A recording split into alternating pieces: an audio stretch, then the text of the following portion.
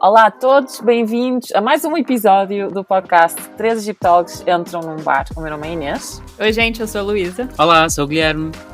E hoje estamos aqui reunidos para falar sobre a Marna. É verdade.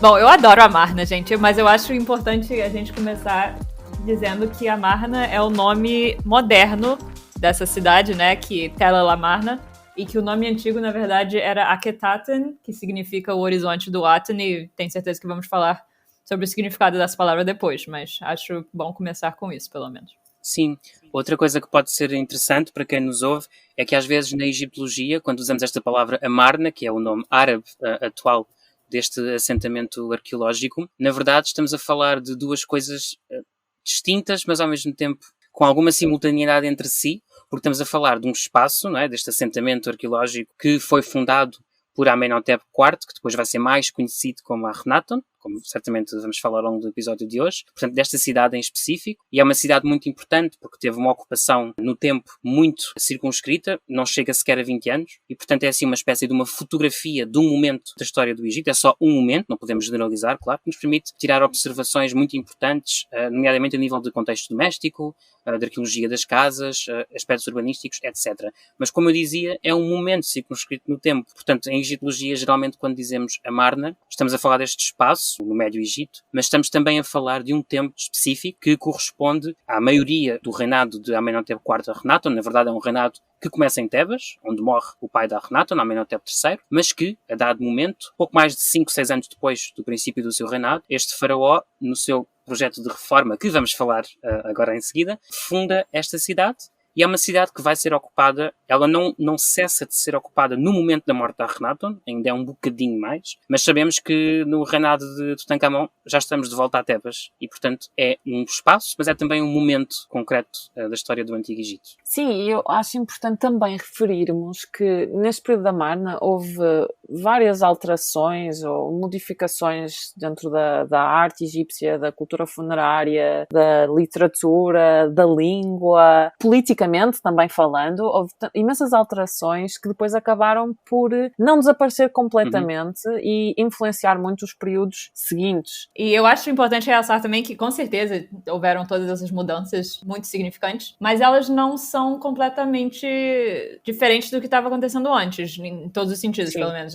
Por exemplo, com a reforma religiosa do Akhenaton, ou Amenhotep IV, que é esse... O Gui pode falar sobre isso muito mais que eu acho, mas é essa ênfase no deus solar, Aton. Isso já vem de, pelo menos... Bom, o pai do Akhenaton, o Amenhotep III, também já tinha muita ênfase nesse deus, e enfim...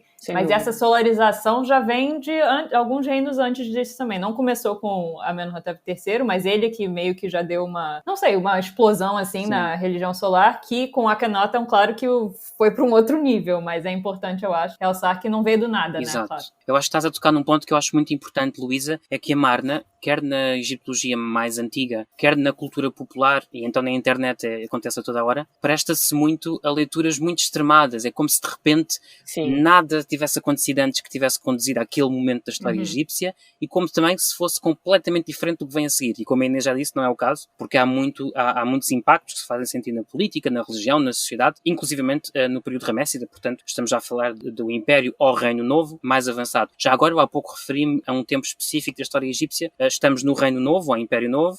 Já sabem que os dois termos são iguais. Estamos mais especificamente na 18ª dinastia, ok? E ainda mais especificamente no século XIV, ok? Só para quem nos ouve, para ter mais ou menos presente em que momento é que estamos a falar. E às vezes, de facto, há essa ideia muito extremada de que a Marna aconteceu do nada, até na cultura popular se diz muitas vezes que Akhenaton era um ET, e por isso é que é representado de uma forma tão estranha. Já vamos falar também. Ele tem cara de ET, infelizmente, mas é verdade, não era um ET.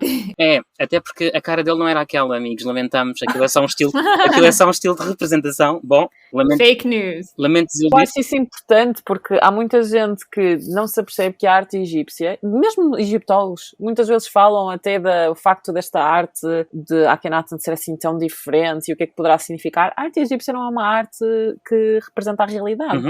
É uma arte que representa conceitos e que representa ideais. E, portanto, o objetivo não era representar uma pessoa exatamente como ela era, mas sim representar uma pessoa com as suas características mais importantes realçado, não é? E no caso da Akhenaten, a sua arte acaba por realçar certas características da fisionomia humana e até divina que ele considerava mais importante. Portanto, eu acho muito importante realçar que a arte egípcia não é uma arte naturalista, não é uma arte realista, ok? É uma arte idealista, na verdade, acho que podemos dizer assim. E, ou seja, na verdade, a arte egípcia, e a Marna incluindo, ainda que tenha características muito específicas que nos permitem, a quem está mais habituado a ver as imagens, quase automaticamente dizer esta imagem é da Marna, porque de facto há um conjunto de características que permite identificar isso. Mas a arte egípcia está muito mais, a nível conceptual, evidentemente, ou seja, a comparação que eu vou fazer é só a nível conceptual, mas está muito mais perto da ideia das vanguardas modernas do princípio do século XX, a ideia de representar a sensação ou a ideia, a abstração da coisa, o conceito, do que, por exemplo, da arte, estou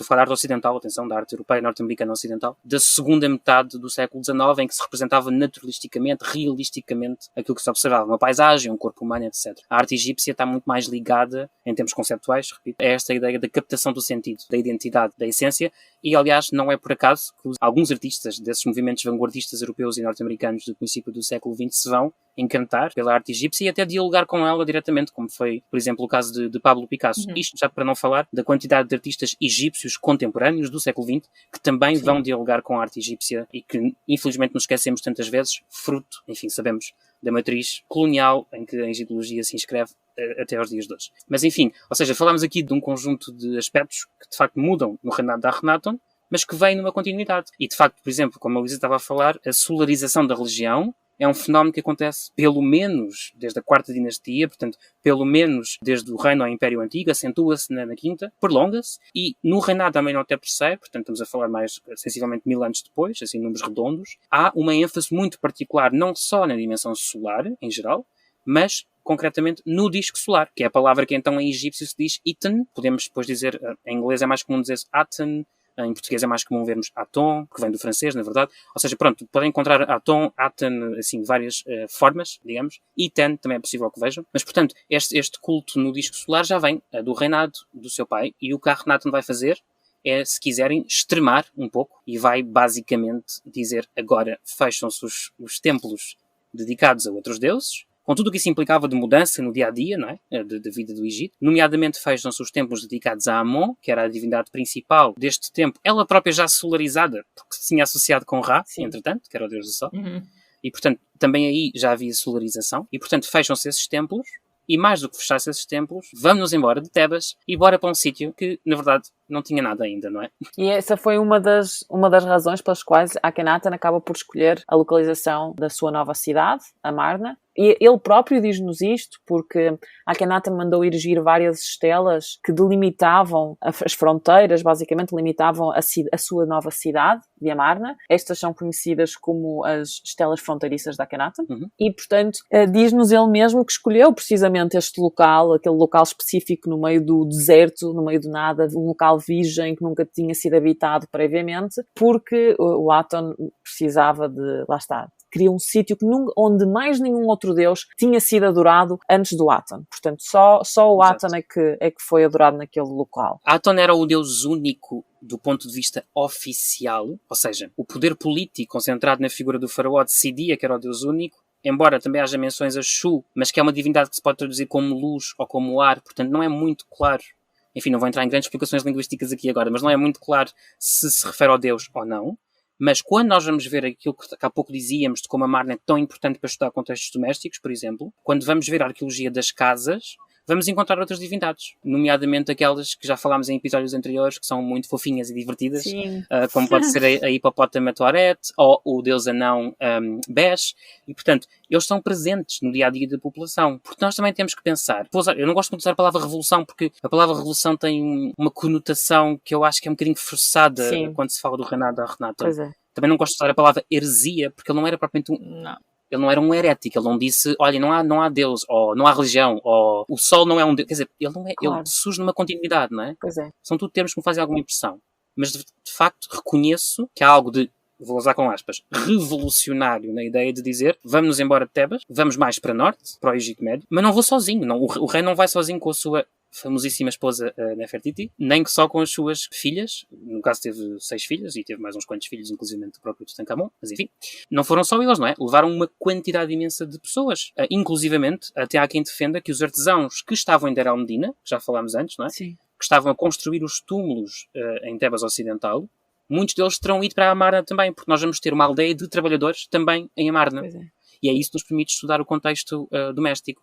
E, portanto, temos que pensar que estas pessoas que trabalham como artesãos, como escribas, como desenhadores, como uma série de profissões, não vão acatar do dia para a noite a ideia de que, de repente, não há mais nenhum deus senão Atom. Não é? Embora, também deva dizer, para quem, enfim, estou a falar um bocadinho mais só porque eu estudo hinos religiosos, me pergunto, é normal que isto me entusiasme a falar sobre isto, deva também dizer que eu acho, e não sou só eu, quer dizer, há vários autores, eu acho que, na verdade, nós não podemos falar propriamente de um monoteísmo. Sim. No caso da Amarna, Não. eu acho que seria melhor falarmos em enoteísmo, ou seja, não se nega a existência de outros deuses, o que se diz é que há um deus mais importante. Sim. Que é diferente do politeísmo, ou a definição mais comum que temos de politeísmo, que é a ideia de que há várias divindades e que elas partilham estatutos entre si. No enoteísmo, há uma divindade que claramente se destaca. Pronto. Eu acho que o sistema da Amarna, religioso, faz mais sentido falarmos de enoteísmo, um deus mais importante que os outros, do que propriamente monoteísmo, até porque os outros deuses, nomeadamente os domésticos, estão lá. Eu só ia voltar rapidinho ao comentário que você fez sobre o contexto religioso oficial, né, do Estado mesmo, e com certeza o Atom ou Aten, vou falar Aten, gente, que eu leio mais Aten em inglês, tá? Que em casas de elites de Amarna, nós encontramos estelas em que não só o Aten, mas também Nefertiti e Akhenaton parecem que são objetos de culto, né? Então eles estão sendo... Sim.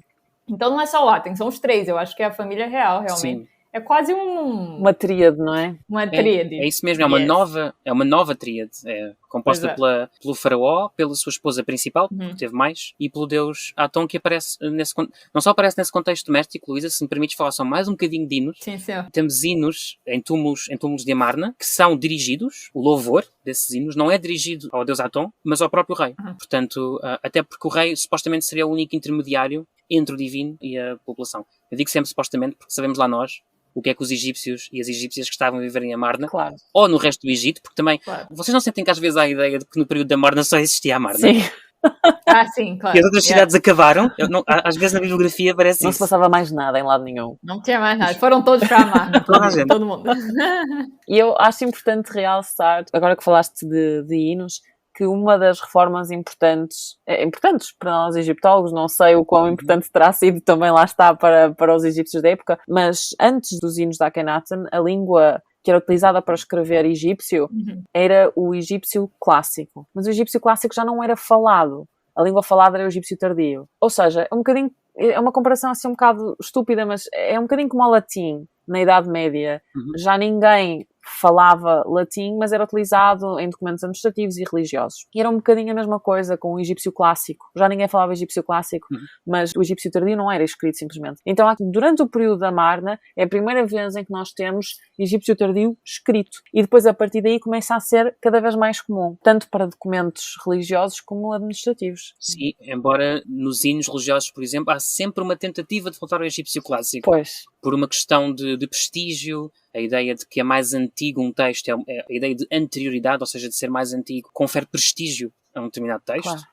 E, portanto, quando ele é religioso, ele faz todo o sentido. Também não é comunicação do dia-a-dia, um hino religioso não é uma comunicação pensada ou para o contexto litúrgico, ou para o contexto funerário, mas não é do dia-a-dia, digamos assim. Portanto, reparem, já falamos aqui de reforma política, como mudança da capital, reforma religiosa, reforma, ainda que talvez não assumida como reforma, não sei se foi propriamente um momento em que alguém decidiu agora escreve-se em neo-egípcio ou em egípcio tardio, mas pelo menos vai sendo integrada na sociedade. Mas também reformas a nível linguístico, e depois há a arte de Amarna, que é tão característica, e que eu devo confessar que gosto muito. Eu sei que há quem não goste, eu confesso já aqui que adoro. Sim, eu também gosto imenso, eu acho que é super... É diferente de tudo. Pode parecer um bocado estranha a primeira vez que uma pessoa vê, mas de facto acho extremamente interessante a forma como a figura humana é repensada, quase de certa forma, na arte egípcia. E eu acho que não é nem só a figura, da forma como as figuras são retratadas, mas também a temática muda muito. Sim. Em Amarna nós temos tipos de cenas que nunca teríamos tido em outros períodos. Por exemplo, cenas da família do Akhenaton e da Nefertiti, eles com as filhas,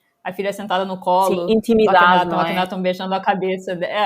Que isso a gente não tinha antes mesmo. E também acho que a gente tem muito mais cenas de cidades mesmo nessa época e de pessoas na cidade, pessoas em templos e tal, que nos dão, eu acho, uma noção muito melhor do espaço urbano egípcio do que nós tínhamos para outros períodos. Sem dúvida. E também uma presença muito maior da rainha consorte, não é? Portanto, Nefertiti, e ela, como nós estávamos a dizer, ela pertence a esta tríade, ela também é adorada, digamos assim. Aparece imensas vezes representada com o seu marido em atos culticos, ou mesmo a entregar recompensas a oficiais, etc. Luísa, tu se calhar sabes isto melhor do que eu, mas eu até acho que ela é, entre aspas, a autora de algumas cartas da Marna, do que já falámos antes. Ela, eu acho, não sei, eu sei Rainha Ti, que é a mulher do Amenhotep III. E mãe do Akhenaten. E mãe do Akhenaton, que continuava viva no período de Amarna, e ela, com certeza, escreveu essas cartas, e outros reis, o rei Tushratta de Mitanni, eu acho, por exemplo, escreveu ao Akhenaton, pedindo para o Akhenaton falar com a Ti, porque a Ti sabia das políticas do pai dele, que ele aparentemente não sabia de nada. A política internacional do Akhenaton é um pouco... é meio ruim, né, eu acho, mas enfim. Mas eu acho que a Nefertiti, eu não... acho que não. Ok, porque eu sei que depois acontece, e aqui estou já a dar um salto, mas acontece com a Resenamon, que é, portanto, simultaneamente irmã e mulher de Tutankhamon, apesar de não tinha a mesma mãe. Você está falando da carta sobre os Anansa? Fala sobre isso, eu adoro essa carta, podes falar. Jesus. Na verdade, eu acho que tem debate sobre quem escreveu a carta, se foi ela realmente, sim. E qual é o rei que está sendo discutido na carta, né? Mas enfim, basicamente, uma rainha egípcia, muita gente acha que é a mulher do Tutankhamon, Ankhesenamon, que era Ankhesenaten, como era o nome dela antes? Que ela escreveu uma carta ao rei Hitita, que era o Shuppiluliuma III, eu acho. Don't quote me on that, mas eu acho que é o terceiro. Eu acho que é isso. Gente, eu fiz uma qualificação em arqueologia da Anatólia, claramente esqueci de tudo, mas eu acho que é isso mesmo. Enfim, ela escreveu ao rei Tita pedindo que ele mandasse um dos seus filhos para a corte egípcia para casar com ela, porque ela não queria casar com ninguém no Egito, porque ela estava com medo que tirassem ela do poder e tal. E o rei Tita achou uma coisa assim sensacional, porque nunca tinha acontecido isso na vida dele. Eu acho que tem até na tradução em inglês que ele fala, como é que é? Nothing like this has ever happened to me in my whole life. Ou seja, ele ficou assim, perplexo. A tradição era que o rei egípcio se casava com princesas estrangeiras, como até já mencionamos no outro episódio, mas as princesas egípcias não eram casadas com príncipes estrangeiros. Muito menos pedido por elas. Pois é, nesse caso é mais estranho ainda, porque se o filho do rei Tita virasse rei no Egito, como é que funcionaria isso, né? O Tita, não sei, acho que o balanço de poder entre o Egito e os hititas ficaria bem precário, talvez.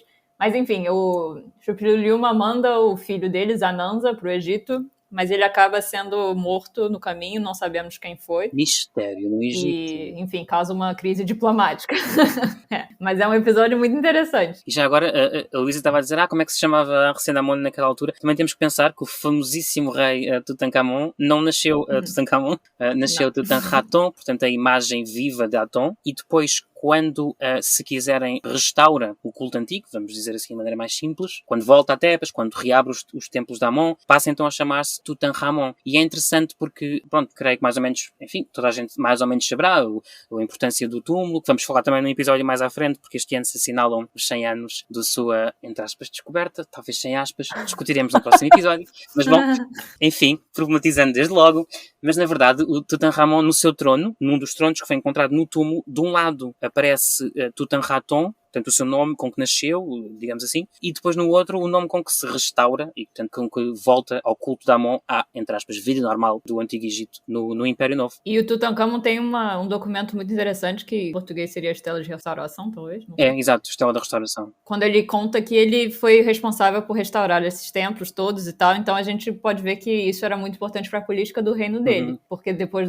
da morte do Akhenaton, bom, é meio debatido o que aconteceu logo depois disso, não sei se a gente vai falar sobre isso hoje, mas quando o Tutankhamon sobe ao trono, ele sai de Akhetaten, ou Amarna, como o Gui já falou, e essa restauração dos templos é uma parte muito importante da sua ideologia real, porque ele deve ter percebido que as reformas do pai dele não eram sustentáveis, né? E que não colhiam a adesão nem sequer da elite, em algum sentido, pelo menos. Sim, parece haver uma certa ansiedade em restaurar especialmente o culto de Amon. E eu acho importante explicar também que o deus Amon não era só o deus principal do Egito a nível religioso, mas também a nível económico. Portanto, o clero do deus Amon era o mais poderoso do Egito. E tudo isto devido aos reis do Império Novo, desde o princípio do Império Novo, e até se calhar podemos dizer um bocadinho antes, que iam em ações militares e acabavam por trazer saque das suas expedições militares, e esse saque depois acabava por ser oferecido ao deus Amon, entre outros templos e entre outras pessoas também, oficiais, e claro que o rei também ganhava com isso, não é? Mas havia uma certa distribuição das riquezas que eram adquiridas durante estas expedições militares,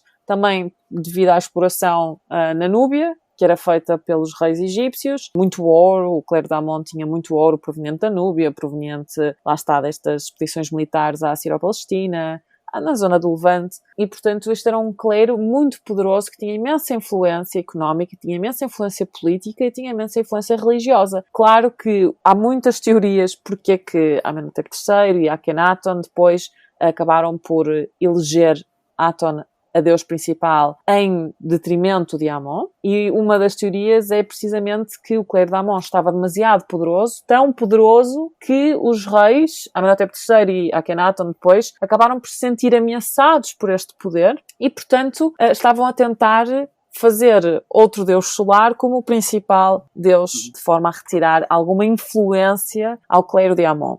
Claro que isto são tudo teorias, depois também há outras teorias que Akhenaton e Amenhotep III de facto acreditavam que Aton era o deus principal e devia ser o deus principal, e portanto que havia fé religiosa para além de interesse político, ou que existia apenas a fé religiosa, não é? É muito difícil, nós nunca iremos saber a resposta a esta questão, mas há muitas teorias a tentar explicar, não é, porque é que isto aconteceu, e especialmente porque é que Amon foi particularmente perseguido por Akhenaton, porque, como nós já dissemos, houve uma política especialmente contra Amon. Os templos foram fechados, mas também o nome de Amon e a figura do deus foi apagada dos monumentos. E isto aconteceu em monumentos na Sírio-Palestina, monumentos egípcios que tinham o nome e a figura do deus Amon na Sírio-Palestina, que viram essa figura eliminada, no Egito todo e na Núbia. Portanto, a campanha de destruição do nome de Amon foi mesmo intensa. E atenção que no Egito, apagar o nome de uma pessoa era condená-la ao esquecimento, que era condená-la à segunda morte. Portanto, é mesmo o pior castigo que se pode dar a uma pessoa, uma divindade no Egito Antigo. E esse aspecto é fundamental também, quando falamos da Marna. É engraçado porque, quer dizer, não tem graça nenhuma, é engraçado, mas enfim, é curioso, é importante. Giríssimo.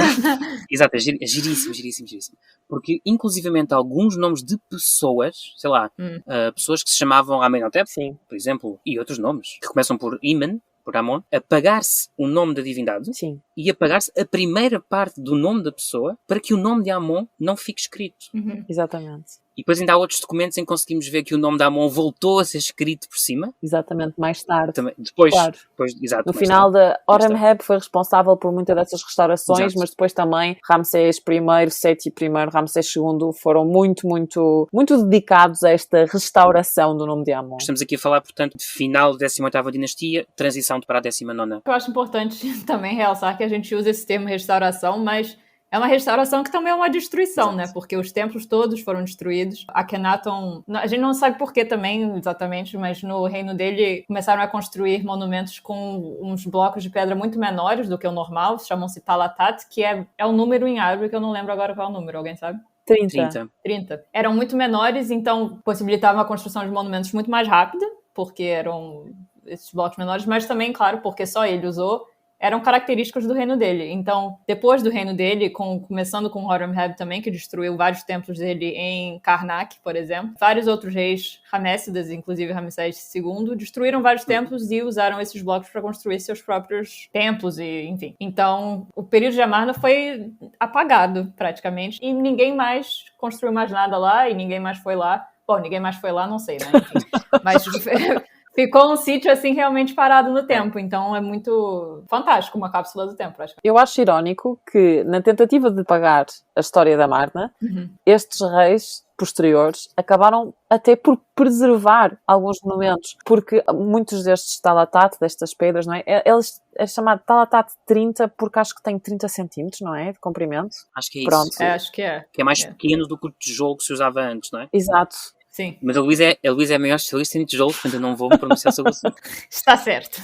Nestes estalatates, acabaram por ser enterrados muitas vezes para fazer a fundação, não é, de edifícios. Em Karnak, por exemplo, Horemheb, quando ele destruiu os templos de Karnak construídos em Talatat, ele usou esses blocos como, eu ia falar recheio, que não é o termo certo, mas recheio dos pilões dos templos. Então eles não eram visíveis por fora, Preservados por dentro, não é? preservados. Um caso interessantíssimo dessa reutilização arquitetônica pelo Horemheb é que num desses pilões, eu não sei qual é, não lembro, ele usou talatates que vinham de um templo da Nefertiti em Karnak, na verdade, e dá pra ver claramente que os talatates foram organizados dentro do pilone para comunicar uma mensagem também, mesmo que a mensagem não fosse visível, porque a Nefertiti eles reconstruíram a imagem da Nefertiti de cabeça para baixo, dentro do pilone. Então não é como se eles tivessem botado tudo lá assim, só para encher mesmo o espaço. Eles tiveram o cuidado para construir a imagem dela de cabeça para baixo,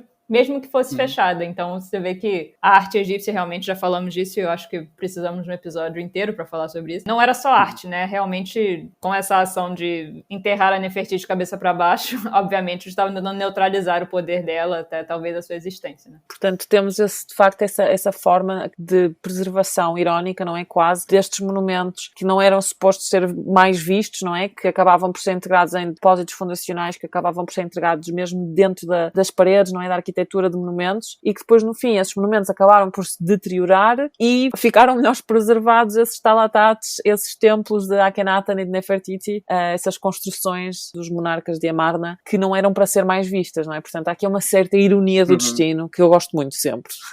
Até porque houve mesmo, eu diria, quase um esforço deliberado de apagar este capítulo. Sim. Porque, sei lá, se pensarmos, por exemplo, na lista real de Seti I, portanto, o pai de Ramsés II, 19ª dinastia, em Abidos, eu penso que os dois faraós que não estão presentes, falando do Império Novo, são Hatshepsut, outro episódio que certamente... Também teremos um episódio sobre ela. Também Akhenaton, portanto, e, eventualmente, enfim, não sei se queremos entrar nesse capítulo, eventualmente Nefertiti ou outra figura que eventualmente poderá ter sucedido a Akhenaton, porque Tutankhamon era muito pequenino ainda, portanto, enfim. Mas eu acho que nem Tutankhamon estava incluído nessa lista de Seti I, pois não? Eu não sei se ele está, mas os reis de Amarna todos, Horemheb talvez esteja porque ele... Horemheb, sim. É o ancestral militar dos Ramessidas, mas eu acho que Ai também não deve estar. Eu acho que nem Ai nem Tutankhamon, acho que eles não estão. Acho que não. Portanto, foi mesmo apagar esse episódio todo. Não queremos ter nada a ver com essas pessoas. Não resultou. Não resultou. Até porque Horemheb não tinha nenhuma relação sanguínea, não é? Com Tutankhamon, ou com Ai, ou com Akhenaten, não é? Com esses monarcas do período da Amarna. Ele era um general durante esse período, portanto acabou por chegar ao poder porque não havia sucessão. Tutankhamon morreu muito novo, ele foi enterrado, na verdade, com 2 bebés por nascer, feitos que não tinham chegado sequer eu não sabia disso. A idade de gestação já foi calculada, mas eu não me lembro, mas tinham algumas semanas. E, portanto, ele foi enterrado com 2 feitos que tinham os seus próprios sarcófagos e pronto, com todo o respeito foram enterrados juntamente com Tutankhamon, mas ele não teve filhos que o sobrevivessem. E, portanto, quando ele faleceu, também bastante novo, entre os 18 e os 20 anos, tinha ninguém para o suceder, acabou por suceder Ai, que eu julgo não tinha também relação sanguínea com Tutankhamon ou com Akhenaten, mas como era uma personagem importante no reinado de Akhenaten e de Tutankhamon, acabou por suceder a este rei. E depois Ai já era muito idoso quando chegou ao poder, acho que reinou durante 2 ou 3 anos, faleceu e, mais uma vez, não havia ninguém para o suceder, pelo que Horemheb, o general, acabou por chegar ao poder e formar... ele não formou uma nova dinastia porque também ele não deixou sucessores, não é? E depois, Ramsés I, que funda a 19ª dinastia, é também ele um general. Que atesta a importância dos funcionários militares, do poder militar neste momento histórico do Antigo Egito, e também o problema que a Akhenaton teve, parece que ele não, pelo menos aquilo que parece das fontes, nomeadamente das cartas da Amarna e outro tipo de documentação, parece que ele não ligaria grande coisa à esfera militar. E, portanto, também terá tido esse problema. Parece que não investiu particularmente na expansão territorial do Egito. Ao contrário daquilo que tinha sido feito, não é? No princípio do Império Novo. Tem gente que diz, eu não lembro quem foi, mas eu já li isso em algum lugar, ou eu ouvi em uma aula, não sei, que o exército de Akhenaton estava muito ocupado apagando o nome de Amon, então ele não podia ir fazer outras coisas. Bom, quer dizer... Mas o que é possível, é isso né? que eu ia dizer, é perfeitamente possível, na medida em que se apagou o nome do senhor Amon, do senhor Deus Amon, apagou-se desde, como a Inês disse, não é? Desde a Sírio-Palestina até bem para dentro do continente africano, até a Núbia. Portanto, quer dizer, isso envolve gente, é um facto. Claro. Sim, claro. Agora, se o exército todo estava dedicado com um martelinho... Já agora é muito engraçado, desculpem o parênteses, é muito engraçado no Antigo Egito porque as coisas são marteladas, mas ainda muitas delas são visíveis. Sim. Mesmo as figuras que são marteladas continuam lá. Às vezes eu acho até que a parte do ponto é esse, mas enfim, não... Sabes que eu já pensei, não sei se estamos aqui num argumento um bocado delicado, mas eu já pensei nisso. Eu já pensei se na verdade, bom, não vou entrar por aqui, vai soar a teoria da conspiração quase, mas tipo, é porque no caso do texto não tanto, mas no caso das figuras humanas, tu consegues perceber lá uma figura na mesma? Yeah. Eu estou escrevendo um artigo sobre isso, então eu volto para contar para vocês. Ótimo, então em semanas teremos a oportunidade de saber. Semanas, mas pronto, por favor. Por favor. Não, repara, semanas, porque semanas viram meses, viram anos, quer dizer, eu não sei quantas semanas. Exato, ninguém especificou, Luísa. Ninguém sabe. Ótimo. Não, e uma coisa só, antes da gente falar de outra coisa, eu pesquisei aqui, era Shupiluriuma primeiro, gente. Ou seja, vocês podem notar quanto que eu lembro da minha qualificação sobre arqueologia da Anatólia. Eu acho que deviam retirar essa qualificação. Eu também acho. Shupiluriuma ou Chupi para os íntimos, porque ninguém quer falar ou escrever Shupiluriuma. Então Chupi tá ótimo. É como esses nomes gigantes. No Egito, os nomes da época baixa, portanto, estamos a falar entre a primeira e a segunda metade do primeiro milénio antes de Cristo, também tendem a ser muito grandes. E eu também pergunto sempre, esta gente não se chamava assim uns aos outros, de certeza que havia diminutivos. Tinha apelidos, com certeza. Até para nomes mais, entre aspas, curtos, tipo, e mais comuns, tipo Amenhotep, era Ameni. Ameni é um dos nomes, tipo, curtos e fofinhos. É verdade. Yeah. É verdade. É que é impossível, quer dizer, ninguém merece. É que, ok, Amenhotep, pronto, são ali umas quantas sílabas relativamente geríveis, mas na baixa há nomes com tipo 10 sílabas. Mas eu gosto de traduzir os nomes para o português e depois dizer como se é que tem muita piada. Em vez de ser assim, Amenhotep, podes vir aqui, se faz favor, é de género, Amon está satisfeito. Não te importas de me ajudar aqui com umas coisinhas? É verdade. Eu acho que isso é sempre muito bom. É engraçado. O que mais é que precisamos dizer sobre a Marna? Muitas coisas, na verdade, porque isto é um tópico. Muitas coisas. Atenção que isto aqui é a versão extremamente reduzida sobre a Marna. Uma coisa que a gente não falou muito ainda, que eu acho que é super interessante, é a cidade em si, né? A gente não falou muito. E a Inês falou antes que o Akhenaton tinha essas estelas de... fronteiriças? Que nos dizem qual era o plano dele para a cidade, né? Então, não é como se fosse um mapa da cidade, não chega a isso, mas nos dá uma boa noção dos monumentos que ele queria construir. E eu acho que isso é muito único, não é? Estas estelas fronteiriças a delimitar o território da cidade, a dizer que edifícios é que vão ser construídos e mais ou menos onde, eu acho que não há paralelos para isso, pois não? Tão explícitos? Não, diria eu. Não. Quase como se uma Câmara Municipal, ou Prefeitura no Brasil, apresentasse o projeto para a cidade, não é? É que eu estou a exagerar, obviamente. Mas é dizer, vamos construir o palácio na Zona Norte, aqui vai haver uma aldeia de trabalhadores, aqui é um dos cemitérios, ali é outro dos... É muito interessante, de facto. Pois é. E tinham vários palácios, tinha o palácio dele, tinha o palácio da Nefertiti, tinham 2 templos principais, mas também tinham outros, não templos necessariamente, não, tinha até talvez um templo do rei mesmo, mas enfim, tinha... Tinha o templo, o Genpa Aten, que é o Great Aten Temple, que é o templo maior de Aten mesmo. E eu acho interessante também realçar que templos em Amarna eram bem diferentes dos templos anteriores, porque a gente já falou disso no episódio sobre religião, né? Que os templos egípcios eram... Conforme você ia entrando no templo, ia tudo ficando menor e mais escuro, porque isso manifestava a criação do mundo egípcio, na cosmogonia egípcia. Em Amarna, porque a ênfase era no deus solar, e representações desse templo mostram que no pátio principal do templo haviam várias mesinhas com oferendas de comida. E os raios solares conseguiam alcançar essas oferendas, né? Então, enfim, muita comida sendo estragada nesse templo, mas... Em todos os templos. Na verdade, agora falaste em raios solares, eu acho que nós ainda não dissemos como é que o Atom se representava, na verdade. Ops! Acho eu. Somos mesmo bons no que fazemos. Excelente. É um nível de profissionalismo fantástico, excelente. Não é só uma conversa entre amigos e amigas, é mesmo assim, é inacreditável o que aqui maravilhoso. acontece. E, portanto, já, enfim, para que fique claro, o deus Aton é representado em Amarna, concretamente, não é? Portanto, a palavra é disco solar, a palavra já existe antes, já pelo menos desde a sexta dinastia, mas aqui é representado como, portanto, literalmente um disco, um orbe, uma bola, okay? Com raios solares que emergem dessa bola que é o disco solar, e esses raios podem ser acabados, a terminação desses raios, ou pode ser ou umas mãozinhas queridas, delicadas, que estão ali, mas reparem, são muitos braços, é um sol com muitos braços, ok? Imaginem um sol com muitos braços.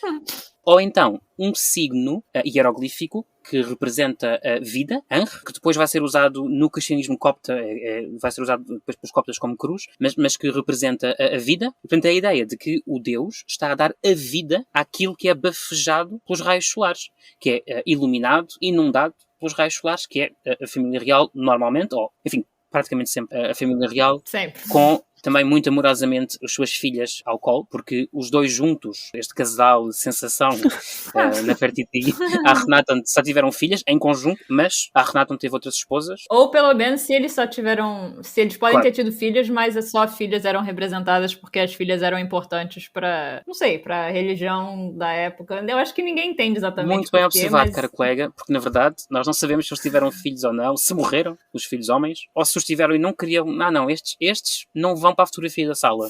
Ou seja, não vão ser representados aqui. A verdade é que eles estão. É amoroso, porque têm crianças ao colo, são cenas de intimidade onde os homens não aparecem. Os filhos homens, se existiram, não aparecem. Se existiram, é. E então, o Tutankhamon, já agora, só para esclarecer, ele era, portanto, quando sabemos, filho de Akhenaton, mas não de Nefertiti. Há muita especulação se poderia ser uma outra esposa, supõe-se que foi outra esposa, de Akhenaton, que é Kia, que tem um título que só ela tem, que é, salvo erro, a Grande Amada do Rei. Não se conhece outra rainha com este título, ou só a Grande Amada, talvez. Mas pronto, não se conhece. É também muito interessante. Agora, se foi ou não a mãe de Tutankhamon, já temos entrado num campo muito especulativo. Eu também acho que não referimos isto, mas acho que é importante, porque falando em coisas específicas e especiais de rainhas no período amarniano, a Nefertiti tem uma coroa específica que é só dela, que foi criada para ela, não, portanto uma coroa que não existia antes da Nefertiti e que não volta a existir. É aquela coroa muito específica, se pensarem no famoso busto da Nefertiti que está em Berlim, ela tem assim uma coroa azul, bastante alta, muito, muito bonita. E é típica dela, ela é fácil reconhecer a Nefertiti porque de facto mais ninguém usa aquela coroa. Sim. Aliás, aqui uma sugestão. A Marna tem uma história de escavação, também ela muito interessante, e também isso quase teria outro episódio. Mas antes da Primeira Guerra Mundial, no mesmo princípio do século XX, quem escavou, a equipa que estava no local, contexto colonial, enfim, sabemos tudo isso, mas era uma equipa alemã e esse busto foi encontrado, com muitas outras peças, foram encontrado por uma equipa alemã e, como tal, repito, contexto colonial, as peças foram levadas para o museu em Berlim. Algumas delas foram destruídas depois nos bombardeamentos nas guerras mundiais, mas muito ainda se conserva. E então uma sugestão que eu se calhar ia fazer era para irem ao catálogo online deste museu de Berlim, digitarem a Marna e verem esta arte a que nos estamos a referir, estas obras, para ver a coroa de Nefertiti e entre muitos outros aspectos, as cenas de intimidade, porque também há as telas lá representadas nesse catálogo. E portanto pode ser um exercício muito engraçado, despretensiosamente, abrir um catálogo online, escrever a Marna. Atenção, eu estou a falar de Berlim só porque de facto há muito da Marna em Berlim, mas podem fazer isso com o British Museum, com o Louvre, com o Metropolitan. Museus têm os catálogos online, as bases de dados online, e é gratuito, podem consultar, podem escrever a Marna nos motores de busca e observar estas obras que temos estado aqui, estas peças, artefactos que temos estado aqui a falar. Sim, isso é uma excelente ideia. E na verdade o busto de Nefertiti é muito famoso. Isto fez-me lembrar que se calhar podemos ter um episódio sobre repatriamento.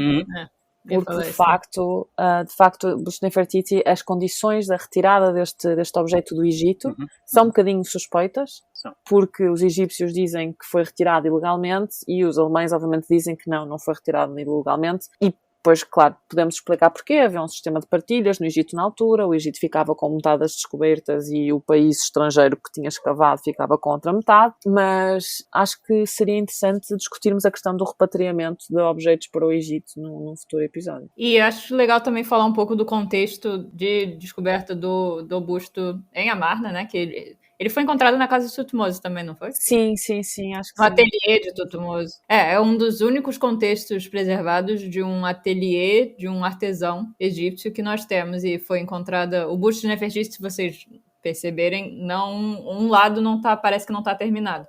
E de fato, é isso mesmo. Ou não era terminado, ou era um modelo para o artista, do escultor. E vários outros bustos foram encontrados nesse mesmo lugar. Então ele provavelmente era um artesão da corte real e da família real. Esses bustos, na verdade, é muito engraçado porque eles estão em diferentes fases de execução, Sim. que também mostra um bocadinho do trabalho de Jehutimos, enfim, decidam como é que querem pronunciar, porque, enfim, seria algo, como eu estava a dizer, alguém certamente muito importante que teria uma espécie de casa-atelier em que poderia mostrar o seu trabalho, e de facto, o busto de Nefertiti é um artefacto do qual temos autoria, ou pelo menos, enfim, se não foi exatamente Jehutimos ou Tutmos, poderá ter sido alguém que trabalhava no seu ateliê, e até podemos pensar numa obra coletiva, ou seja, um faz um bocadinho, o outro faz o outro, ou seja, podemos pensar nessa dimensão mais colaborativa, mas digamos que há uma aproximação à ideia da autoria. Que é bem rara, né? Não temos muitas vezes. E eu ia mencionar que, de facto, o Gui já disse para fazerem, se tiverem disponibilidade e interesse, não é? Para irem ao catálogo online do Museu de Berlim. E, claro, se estiverem em Berlim, se tiverem a oportunidade de ver ao vivo e a cores, não só o busto de Nefertiti, mas todos estes outros bustos, eles não estão todos em exibição, mas a grande maioria, os mais importantes, estão em exibição no Museu Egípcio de Berlim, onde eu já tive a oportunidade de trabalhar e foi incrível. Uau! A gente se encontrou lá, lembra? Pois foi, nós encontramos lá. Temos várias fotos com bustos de princesas, inclusive de Ludwig Borcher, o alemão que escavou, Ótimo. enfim. Não, eu tive a oportunidade de trabalhar no Museu de Berlim durante uns meses e foi mesmo incrível, porque não só é incrível o museu em si, mas depois aquilo que está preservado em armazém, meus amigos, opá, aquilo era só fotografias no meu telemóvel, de repente era só fotografias de objetos super famosos e incríveis, que tipo toda a gente conhece, que estão em todos os livros de arte egípcia, inacreditável. Portanto, se tiverem a oportunidade de ir a Berlim, se passarem por lá, se viverem lá, não é? Já sabem que vale muito, muito a pena ir ver a coleção egípcia do Museu de Berlim. Sim, não percam. Mas se não, o catálogo online também já dá uma ideia muito gira, e eu adoro catálogos online de museus, porque são formas excelentes não só de ensinar, não é? Uma pessoa quando está a dar aulas e precisa de mostrar objetos egípcios e não tem a possibilidade de ir até Berlim para os ver em pessoa, mas também na partilha, na disseminação, não é? Porque eu tenho a página no Instagram, como já mencionamos muitas vezes, propaganda. Sigam. Uma egiptóloga portuguesa, e uma das coisas que eu tento fazer é de facto mostrar essa variedade da cultura material egípcia, utilizando, lá está, estas bases de dados, essas coleções online, que são de facto a única forma, não é, de uma pessoa poder partilhar um bocadinho mais sobre estas peças sem ter que ir ao local. E relativamente à Amarna, enfim, que apaixonou muitos criadores, muitos autores. Já falámos aqui também da ópera Akhenaton, da autoria de Philip Glass. Há um filme espanhol também, que eu agora não vou recordar o nome, mas que é falado, parece que há sempre esta opção entre obras com Akhenaton serem faladas na tentativa de idioma egípcio. E há um filme espanhol, há uns anos eu vi isto, mas agora não me recordo do título, que também era uma tentativa de falar em egípcio. E portanto há várias criações. Bem, sobre Tutankhamon, então, nem sei por onde começar, não é? Mas há uma autora, ela foi a secretária da EES, que é a Egypt Expression Society, onde eu tenho a oportunidade atualmente de estar num projeto, portanto também se cruza um bocadinho com a minha história, digamos assim, em Londres. Eu vivo entre Londres e Lisboa, como já dissemos antes. E então a Mary Chell, ela foi secretária da EES e num dado momento, ela não tinha muito interesse pelo Egito, ela só queria ter dinheiro para pagar os seus estudos de escultura, se não me engano, numa escola no centro da cidade de Londres. Não tinha assim particular interesse. Mas então concorre para essa posição, é contratada como secretária, é um tempo, anos 20, 30, de efervescência por causa da descoberta do Tutankhamon, portanto a Society está em vibração, e há um dia em que ela acidentalmente, ao arrumar umas coisas, pega num azulejo da Amarna, que estava no edifício da Society na altura, e sente uma comoção enorme e uma vontade gigantesca de conhecer a cidade de onde veio aquele objeto. E então faz de tudo para ir à Amarna e vai com mais 5 pessoas, arqueólogos, arquitetos, portanto, pessoas que estavam mais ligadas à egiptologia. Nessa altura a missão era liderada por John Pendlebury, que era uma figura também um pouco especial, mas enfim. Aliás, fazia-se fotografar com colares da Amarna, problemas. Mas enfim. Eu li sobre ele na verdade morreu na Grécia, julgo eu, durante a Segunda Guerra Mundial. Exatamente. Ele foi morto por soldados alemães, acho que o interceptaram e achavam que ele era um espião. Uhum. Bem, já não sei se estou a ser... Não, mas tudo em volta da figura do John Pendlebury parece um filme. Completamente um filme. Ele tinha pai 30 e poucos anos e foi morto a tiro, sim, assim no meio da Grécia, porque achavam que que era um espião britânico. Ele acho que trabalhava no exército, mas sendo um oficial do exército, devia ter sido tratado e ter sido... Bom, não deveria ter sido executado assim, não é? Deveria ter sido levado a tribunal militar ou devia ter sido tratado como prisioneiro de guerra. Exato. Mas eles simplesmente abateram-no ali a tiro. Até porque ele e a mulher, a Hilda, Pendlebury, passavam o tempo mais ou menos entre o Egito e Creta, porque eles também escavaram sítios arqueológicos na ilha de Creta, na Grécia, lá está. E ele acaba por ser morto no contexto da Segunda Guerra Mundial em Creta. Mas então, a Mary Chubb faz de tudo para ir nessa missão. Ela começa a dizer, é muito engraçado no livro que vos vou sugerir, ela reporta isso nos primeiros capítulos, a dizer, não seria melhor se a escavação tivesse alguém que fizesse o registro dos objetos, porque isso poupava muito tempo aos arqueólogos e poupava-nos também tempo a nós, secretários da IES, que não temos que organizar a informação caótica que vocês mandam nos reportes de arqueologia arqueológicos de Amarna. Não era muito melhor se houvesse lá alguém que registasse no local? E ela acaba por ir. E então vai, em princípio dos anos 30, numa campanha em concreto, e escreve um livro que se chama Nefertiti Lived Here. Eu acho muito interessante porque ela escolhe a figura feminina. É uma mulher que escolhe a figura feminina para dar título à obra que relata a sua experiência, que é publicada para aí 20 anos depois, é para aí em 54, que acho eu, que a obra é publicada, portanto 20 anos depois de ter ido à Amarna, e é um livro absolutamente interessante porque nos dá a visão de alguém que não é, neste momento, depois terá um conhecimento egiptológico muito vasto, mas que neste momento é sobretudo uma entusiasta do Antigo Egito, é alguém que tem uma relação, eu diria, emocional com a Amarna porque tocou naqueles azulejos em Londres, faz tudo para ir lá, que vê, que comenta, que claro, num contexto específico, em que o Egito já é independente, já é um reino independente, mas em que o exército britânico continua no local e vai continuar mais ou menos até ao Sr. Nasser. Podemos também fazer um episódio sobre Egito contemporâneo, se for o caso disso, bem que boa ideia. Acho super importante, mas implicará muita leitura, mas acho mesmo importante. E portanto a Mary Chubb vai e escreve. Infelizmente a obra não está traduzida para português, pelo menos tanto quanto seja do meu conhecimento. Espero que um dia seja possível traduzi-la, mas para quem percebe inglês, para quem fala e lê inglês, recomendo vivamente Nefertiti Lived Here. É um livro mesmo muito interessante porque é uma visão muito personalizada, claro, com todas as marcas do seu tempo, mas desta rapariga nova. Ela era muito nova quando vai, quer muito ir, e vai, e vê, e escreve, portanto recomendo. Que bom, nunca tinha ouvido Não falar. conhecia não, mas já está na minha lista. Também, já anotei. Muito interessante. Uma boa recomendação para então encerrarmos este episódio sobre a Amarna. Um episódio muito curto sobre um tema muito extenso. Um tema que continua a ser tópico de debates, controvérsias e, enfim, acho que continuará, porque, de facto, a informação, apesar de ser extensa, em muitos aspectos também é escassa, não é? Porque acabamos por ter muita informação sobre determinados tópicos, mas menos informação sobre outros. E então torna-se um bocado obscuro, às vezes, a tentar perceber muito bem o que é que se passa durante esse período, mas pronto, foi sim uma tentativa de dar uma introduçãozinha aos nossos e nossas queridos ouvintes. E se vocês tiverem perguntas sobre coisas que não falamos sobre a Amarna, se quiserem comentar ou mandar um e-mail, claro, podemos fazer outros episódios sobre a Amarna. Um e-mail para? Não sei, gente. podcast.egiptologia@gmail.com. Decora, Luísa, memoriza, está bem? Portanto, já sabem, podem sempre enviar-nos comentários, sugestões, perguntas, se têm dúvidas sobre coisas que dissemos, coisas que não dissemos. Bem, estão à vontade, o e-mail existe para isso, para estarem em contacto e em comunicação connosco, e nós adoramos essa comunicação e essa interação com o nosso público, portanto, estejam à vontade. Isto foi sim uma espécie de pinceladas de aproximação à Amarna, mas como tudo no Antigo Egito, e eu sinto que esta é uma repetição nestes episódios, mas é inevitável, é tudo muito mais complexo, é tudo muito mais vasto, mas sobretudo a nossa ideia era dar-vos argumentos para quando mais alguém vos disser Renata era um tipo tão estranho, seguramente que era um ET, pelo menos já podem dizer, não, era efetivamente um ser humano, filho da mãe não ter terceira e tia, casado com Nefertiti, e enfim, um conjunto de coisas que já podem dizer aos vossos amigos e familiares quando a conversa da Renata vier à mesa. Não sei porque é que eu acho que é um tema que vem à mesa no jantar de família. Deveria vir. Mas se calhar vem. Não vem à vossa mesa, a minha está sempre a vir. Ué. Tema de Natal, direto tema de Natal. Em vez de ser aquelas controvérsias dos americanos, não é? No Dia da Ação de Graças, que é, não quero falar de política, Trump. Política. Em vez de ser isso, então, uma cana, fogo, aquele gajo, meu Deus. Era ou não um alien?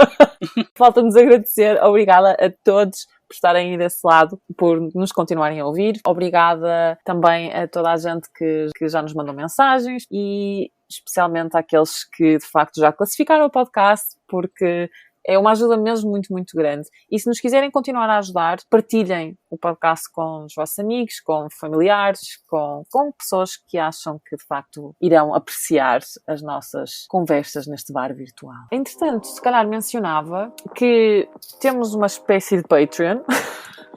Ou seja, o Patreon já existe, na verdade. É o Patreon da minha página, uma egiptóloga portuguesa. Mas, de facto, vamos tentar abrir esse Patreon para apoiar o podcast também. Não só a minha página de divulgação e disseminação, mas também o podcast em si. Portanto, se tiverem possibilidade e interesse, nós vamos deixar o link na descrição para verem o nosso Patreon, que é para se poderem tornar nossos mecenas. E uma das regalias para as quais estamos a trabalhar agora será que os episódios vão sair um dia mais cedo para as pessoas que de facto subscrevem o Patreon, e depois no futuro provavelmente teremos episódios extra para outras pessoas, mas pronto, isto tudo dá trabalho, não é?